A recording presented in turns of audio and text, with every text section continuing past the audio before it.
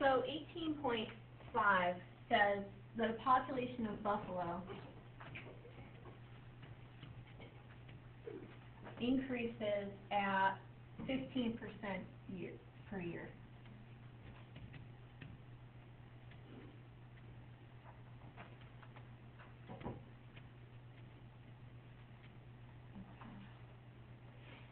And Xn is the herd count after n years. Assume also that H are removed every year. So it's a fixed number every year, not a fixed percentage, okay? So the difference equation describing this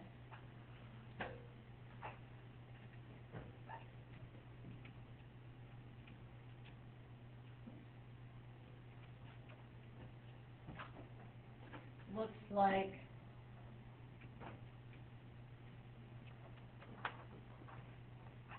that. It looks like Xn plus 1, so the number that are in the next generation, equals some percentage times this current generation minus whatever is harvested. What is this percentage here? 1.15. Because if I just had 0.15, then I'd only be taking 15% of the current population for the next one, which would really mean that my population is decreasing, right? So I want to add 15%, so I do 1 plus 0.15. Okay. So I think we're all good with that, right? We're all good with difference equation. That makes a lot of sense. It's a little harder to remember the general solution for the difference equation. So the first question asks you, find Xn in terms of H if X sub 0 is 1,000. So not just H, but N as well. They're asking you for the general solution. So anytime you have a difference equation described by Xn plus 1 equals A Xn plus B, you can write the general solution, and it starts at X sub 0. Okay. The general solution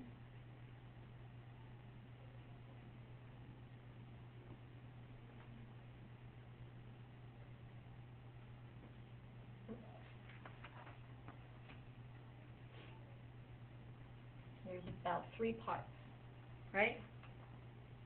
Or maybe I'd put those parentheses a little smaller than I meant to. But there are 3 parts, right?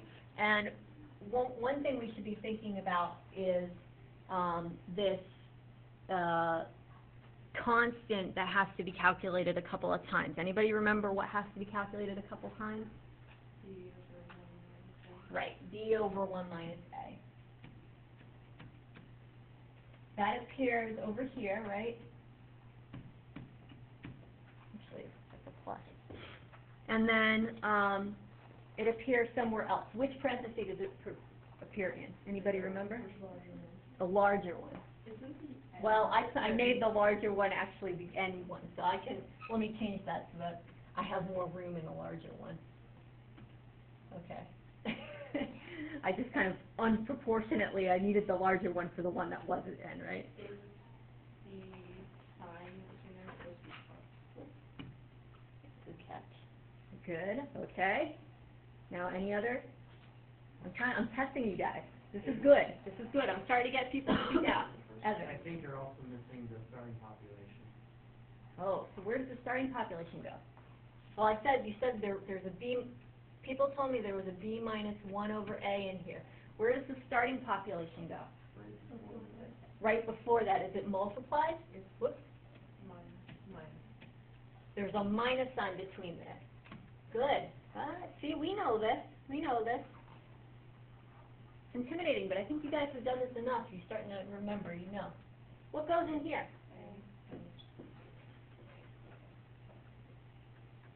Okay. So the thing that we see occur a couple of times is we see this b over 1 minus a occur a couple of times. And so let's do that calculation on the side here.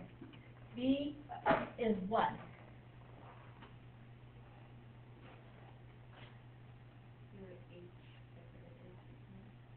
Careful. Has something to do with h. It's going to be a negative h. Negative h. Yeah, be a little bit careful about that, because here I'm assuming that h is some number that's removed, so it's positive. So when I wrote it in my equation, b was minus h. Okay?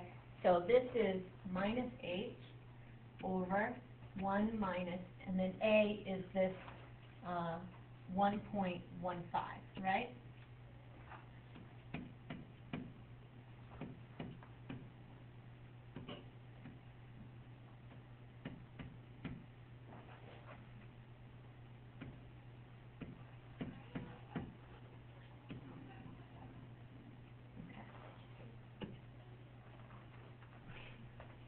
So that means that xn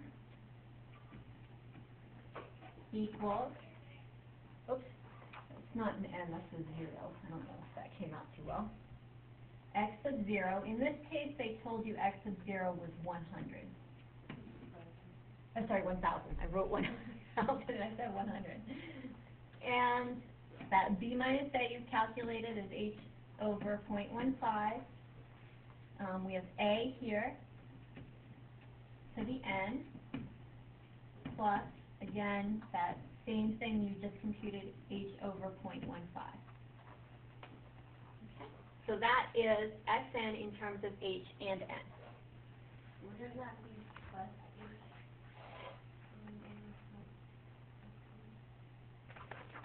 h? This one here, it's xo minus b over 1 minus a. And b over 1 minus a, the minus signs ended up canceling here. So it ends up being minus this. Okay. The second question asks you find the largest so that x of 10 will be greater than 2,000. So we want to make sure that in 10 generations we have more than 2,000 trout, right? So we're going to solve, this is part B.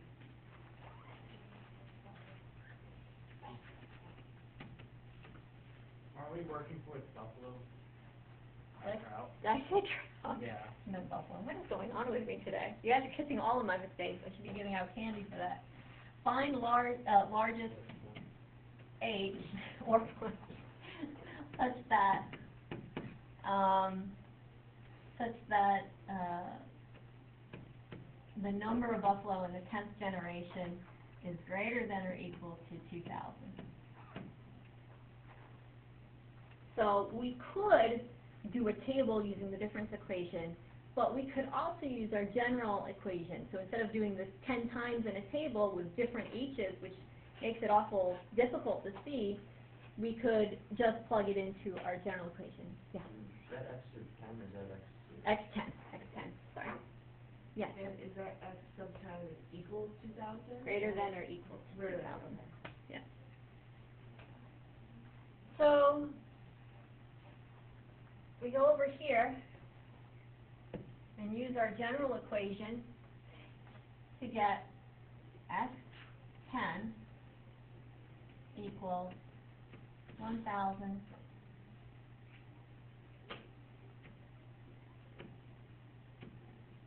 that's supposed to be 1,000.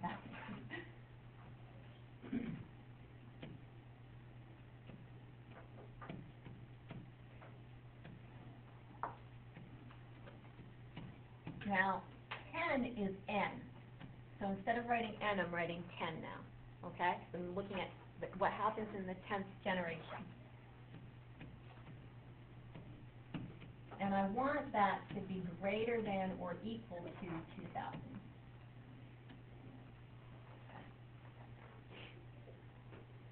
And it really ends up being a linear equation that I can just solve for h.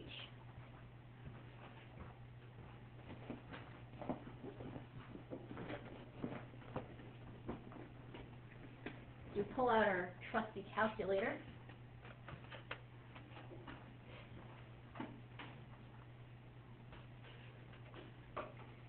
And the first thing I want to do is get a value for 1.15 to the 10, which is about 4.0456.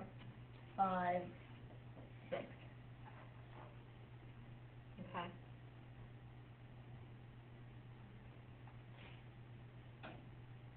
The next thing I want to do is I see here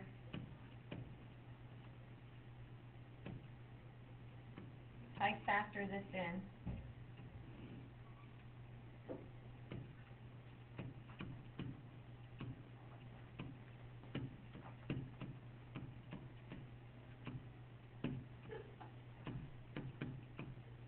Right? That's the first part. Plus h over 0.15 greater than 2,000. The next thing I want to do is think about, oh wow, I've got this 0.15 as a denominator to these two things. I have a couple of options. I can multiply both sides by 0.15 to get rid of that denominator. My other option is I could think about this as a coefficient of 1 over 0.15 and think about that as a new decimal, right? So I have a few options here how I could handle that. I'll stay consistent with the way I did this last time, I believe, in your notes, and I multiplied both sides by 0.15. Okay, so I'll just stay consistent with that. So I'm going to, and I'll do this in a different color, I'm going to multiply both sides by 0.15.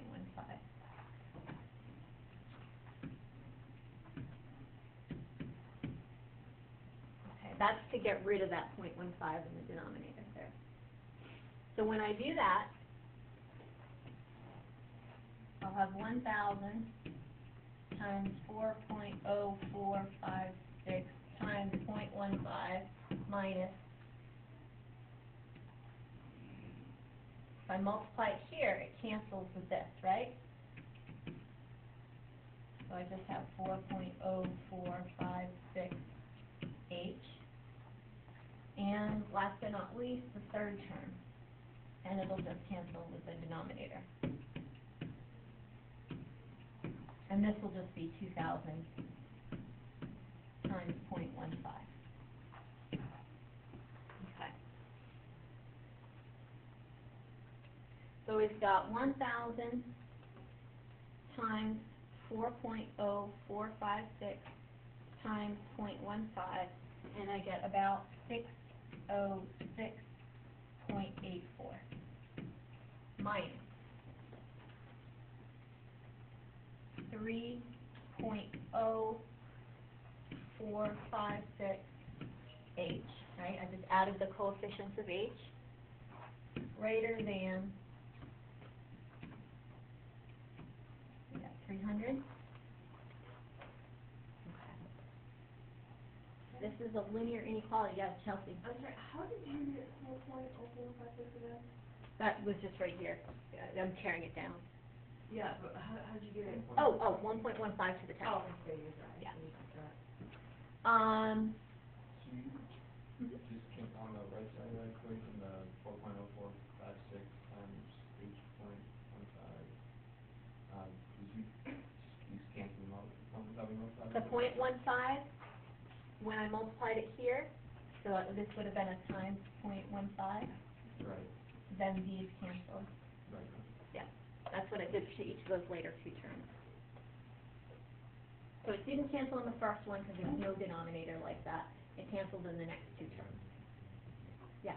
How did you get the 3.0? Minus 4.0456 plus 1. There's a coefficient of 1 here in front of that H. Okay. Other questions? So you minus the 0.15 from 4.0456. The middle part is I'm multiplying these first, order of operations, right, okay. and that is a separate constant from what's going on here. So So order of operations say, these multiply first before you do any subtracting. Right, but The same thing here. Subtract the one from the 4.0456 down to 3 to 4. Okay.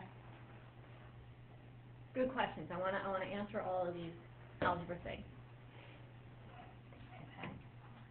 We're close. We're getting closer. Subtract constants to the right. Keep variables on the left. That's how we solve a linear equation or a linear inequality. So we subtract 606.84. 606 minus 0.84.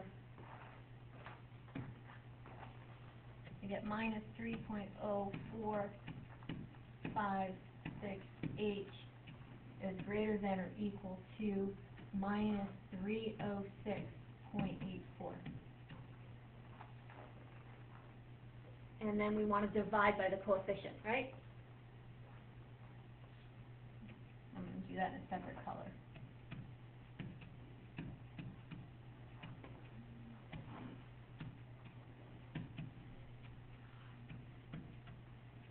Now, here's one thing I don't know if you'll remember from algebra, but if you divide or multiply by a negative when you're doing inequalities, it switches the inequality direction. Okay? Yeah, it's like, oh, right. So be careful about that. So, calculator says minus 306.84 divided by minus 3.0456 is 100.74. Now, why is the inequality important here? The inequality is important here because I don't want you to be tempted to say that H is 101. H has to be less than or equal to 100.74. So your recommended harvesting amount to get more than 2,000 individuals, more than or equal to 2,000 individuals in the 10th generation should be what? H has to be less than 100.74. So the largest H you should recommend is 100. Does that make sense?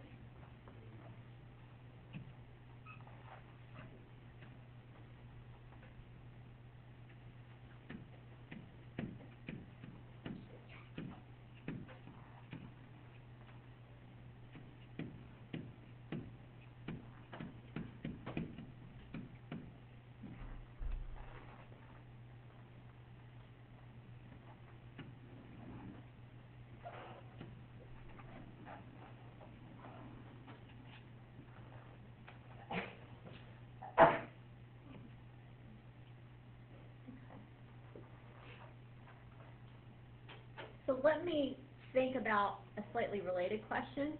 The other kind of question I asked you was, instead of thinking about the keeping above a certain threshold at a particular generation, a lot of times the other question I ask is, what can we do to have you consistently above a certain threshold, or make sure your long-term dynamics end up being a particular thing, right? There was that question as well. This equation, will this assure, this harvesting amount, will this assure you that you are consistently above 2,000? Ask long-term.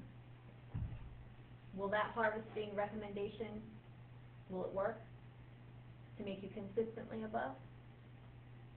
So here's some critical thinking tools. How might we figure out if 100 as a harvesting amount really will keep your population above 2,000 in perpetuity? It depends on the population rate. Okay, so how exactly does it depend? Well, if your population's greater than the harvesting rate, then It's the population it's a size population, no, or the rate. the rate? Okay, so you want to make sure that, let's go back to our difference equation.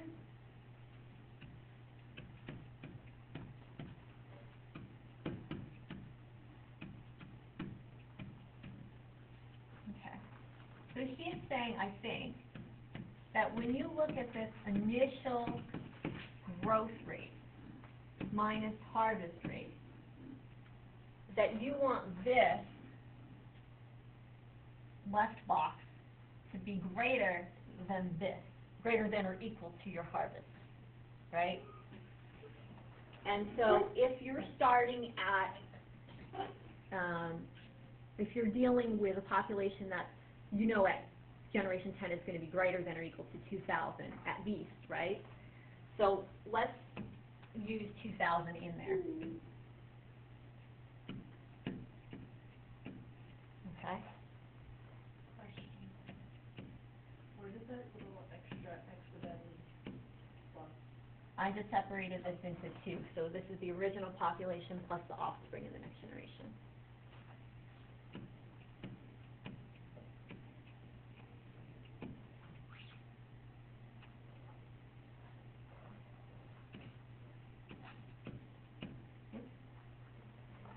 Little overzealous with my zeros there. So I've got 3,000, or 300 minus 100. So yeah, I'm always going to, in this case, make more offspring. Is that right? Where did the 3,000 come from? Again, population. I know at X10 that I'm at population 2,000. So I know I'm always going to at least maintain 2,000. But actually, it looks like if you're at 2,000, you'll be adding 200. And then if you're at 2,200, you'll be adding even more, right? And so it looks like it'll kind of be much bigger than you need it to be to maintain a certain population size. In fact, this is going to allow the population to grow quite a bit. If we wanted to maintain that initial population size of 1,000 that we started with, what would you recommend as the harvest rate? It's a slightly different question than what I was asking before, right? Before, I wanted a target population size of 2,000 at generation 10.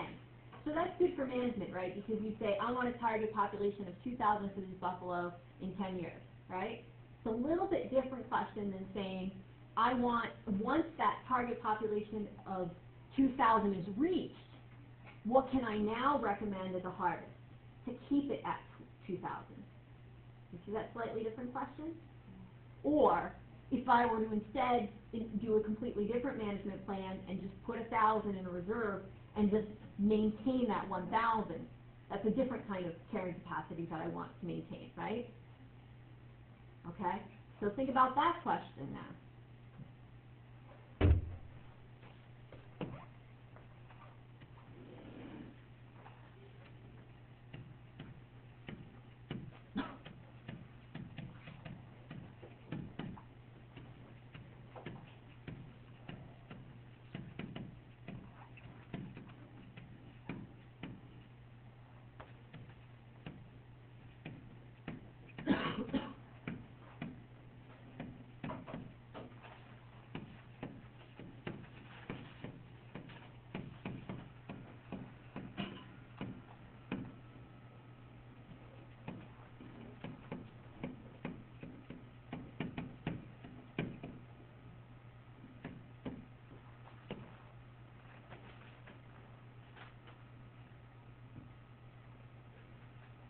Well, let's think about it.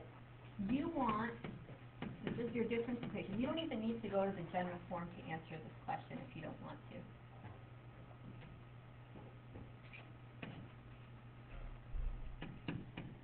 So remember the difference equation is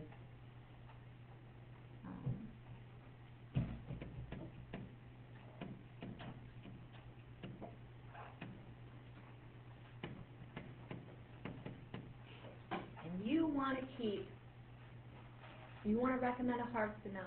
Keep your population steady at 2,000, at 1,000, whatever it is. That means these should equal the same amount. The one in this generation should equal the same as the next generation, right? At least. So you want 2,000 individuals, at least, in your next generation. So what harvest amount will you recommend? So all you do is solve for H, that's it. That's it. You've got 2,000 greater than or equal to 300, oh sorry, 2,300 minus H. Subtract 2,000 from this side.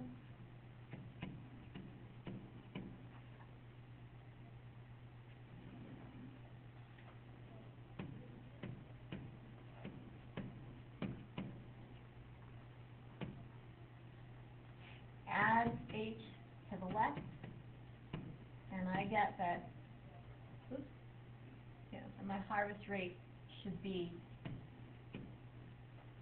about, I shouldn't have an inequality sign, it really should be an equal sign. You don't want it to be more than 300.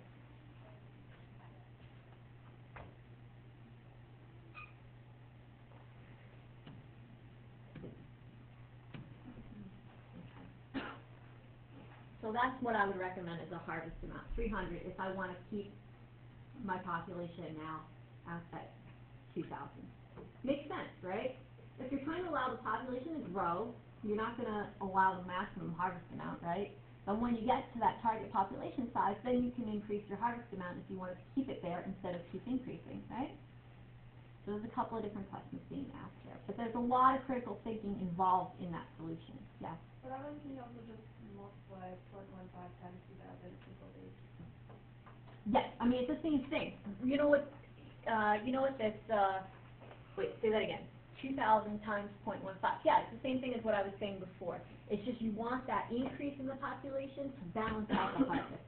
That's really what it is. Yeah, it's not, it's actually sort of related to this B over 1 minus A. So, I'm not sure you probably explained this, but why you had the 2,000 on the one side of the equal sign and the 2,000 on the inside. because I want to keep this population stable, or rather, I should say, in equilibrium, right? We talked about this concept of equilibrium before. So if you want to keep your population in equilibrium, what that says is your population size is constant. You're growing at the same rate as with which you're harvesting, okay? Or you're taking away the number that equalizes how much your population is birthing, basically. And so this is really your equilibrium.